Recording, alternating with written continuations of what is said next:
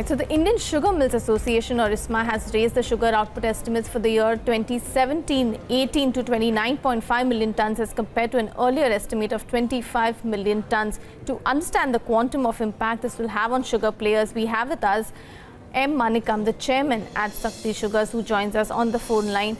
Good morning, sir, and thank you for joining in. Just wanted to understand what kind of a downside do you see to sugar prices on account of this expected surplus production?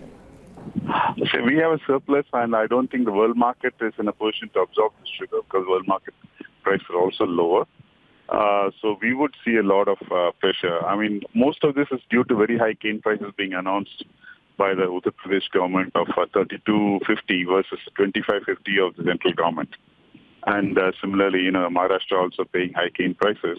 So we are sending signals to the farmers that we have a capacity to pay very high cane prices. And consequently, that the farmers are producing a lot of cane. So clearly, the writing is on the wall. We have to reduce the cane prices to reduce the acreage. Otherwise, this problem will not be solved. So any action on bringing down the cane prices looks probably difficult, especially in a pre-election year, but let's see what happens. But are there any other measures that the government can take to prop up sugar prices according to you? Is there any scope to further increase the import duty on sugar or push exports? So import duty, there's no import of sugar coming in anyway. So the increasing in import duty is only a, very futile step. That's not really going to help. But our problem is that, excess production that we're doing is a major problem. Okay, so do you think the industry, what kind of exports of sugar can, India be able to do over the next 6-7 months? I don't think anything can be done. Okay. Unless, some subsidy comes from the government of India. And I'm not sure if they can even match the subsidies. That's going to be the critical thing to look at. All right. So, if you could tell us what your current inventory level is and the price at which you're holding it?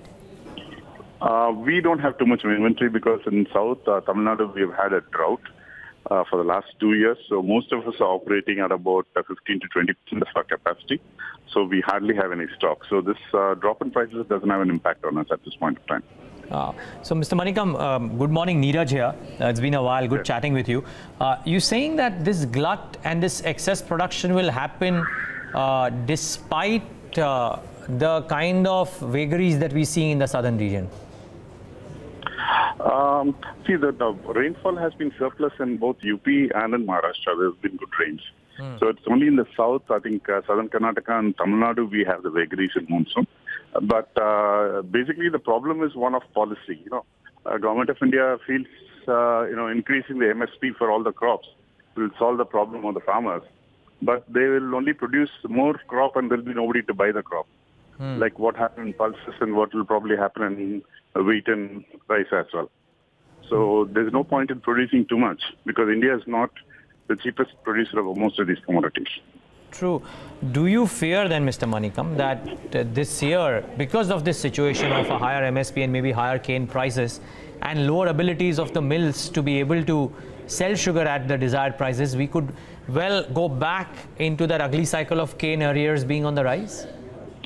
Absolutely, yes. Already, I think there are reports of something like 5,000 crores plus being in arrears. So I think we could go back to some kind of a record arrears on the back of record production. Oops. That's probably not a good sign. The conversation, or the point from where we started off this conversation, Mr. Manickam, I think in between a couple of weeks ago or 3 weeks ago, when a couple of moves were taken by the government, sugar prices, at least in Maharashtra, had started to inch up a bit. 3,200 was the price that I vividly remember we had hit. Now we are back to 3,050 or maybe 3,000 or thereabouts. Is there a potential downside to these prices as well? But even at this prices, we are losing money. Because if you're looking at Uttar Pradesh and all that, their cane price itself is 32 rupees. Okay. So I don't see any way that they're going to make money at these prices. So for it to get worse, it's even more disastrous. But do you foresee that prices could slip a bit lower? I don't think too much lower. Because, it doesn't make sense to sell. As I say, it's easier to hold it. So I don't see the prices going too much lower.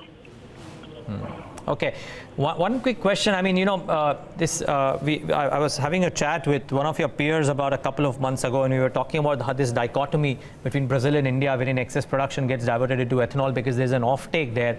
And here, while we have a policy and a proposed policy of taking it up to 30% as well, the offtake has not been happening. What's been the current situation? If you can throw some light here on ethanol offtake. Offtake also won't happen. See, the problem is the government of India has given an MSP of 2,550 rupees. Right. So if I convert the entire cane into ethanol, my cost of production will be almost 50 rupees. Okay. Now, government of India is declaring a price of 39 rupees for ethanol. So, I mean, they're not even paying the cost. So there's no way that anybody is going to make money in making ethanol, or, you know, even if you make ethanol, you'll not be able to pay the farmer.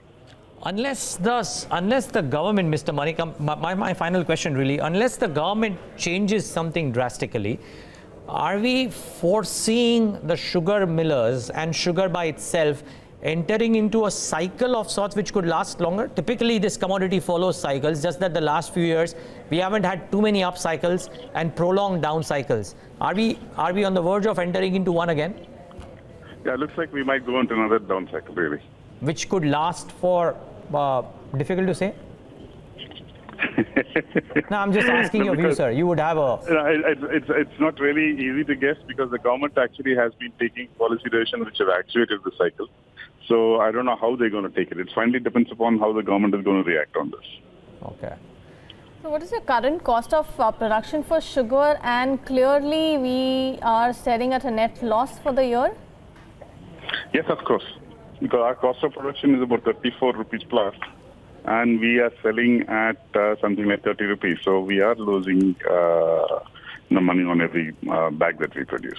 Okay, also, just wanted to understand, what is the kind of debt that is sitting on your book right now? We have about 700 crores, and we have restructured most of it. So we are looking at So, restructured with respect or in regard to servicing the debt and, along with banks? Yeah, in fact, we've restructured with some asset reconstruction companies, and so we're pretty much working on that. Okay, Mr. Manickam, thanks so much, and as always, thanks for being candid enough. Really appreciate you taking the time out, and all the best in these trying times. Thank you very much. Thank you. That's M Manickam of Sakthi Sugars.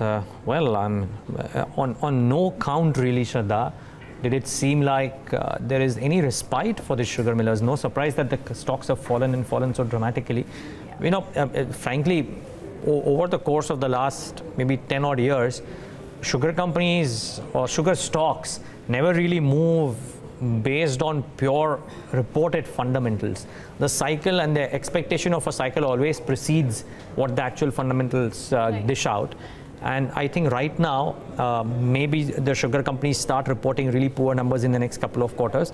And the cycle is already, the stock cycle is already preceding that. And we've seen this moves. That's not saying that if the sugar millers now start reporting losses in the next couple of quarters or otherwise, then that will lead to a fall. But, I think that one answer to that question wherein he's saying that it's not that the globe can come to the rescue, and we are possibly entering into a cycle, a down cycle, which we can't predict how long it will be unless the government changes too many things. Again, it's difficult. Neeraj, on the government, I don't know how much they can really do, especially because what Mr. Manickam was saying with respect to bringing down cane prices. I mean, it's pre-election year. I'm not sure how much change we can actually see as far as the cane pricing is concerned. And of course, this is only going to be an additional pain point for banks as well. Yeah, so I doubt that the government will do anything on the cane prices, right? But the government in the last 3 months has shown the willingness to be able to support sugar prices by means and ways possible. Now, I don't know how much further can be done or if anything will be done, etc. But sugar no longer has the kind of impact that it had on inflation maybe 10 years ago, right? So if indeed prices move up from 30 to about 32, 33, that's a bit of a respite for these millers as well. It still keeps them under the dock, but it's better than what probably the situation is right now, or what the situation could be as well. Raw sugar futures slipped after ISMA put out that production as well. You don't know how much further impact will be there on sugar prices. Right, but at least according to Mr. Manickam, we don't see a further sharp fall as far as sugar prices are concerned. Let's see. Oh, did he say that? Sorry, I missed that. Yeah, he doesn't see the prices falling much lower than the 30 per kilo number. Interesting. Okay, so that's the lowdown on sugar really, and you now know why the stocks have fallen the way they have.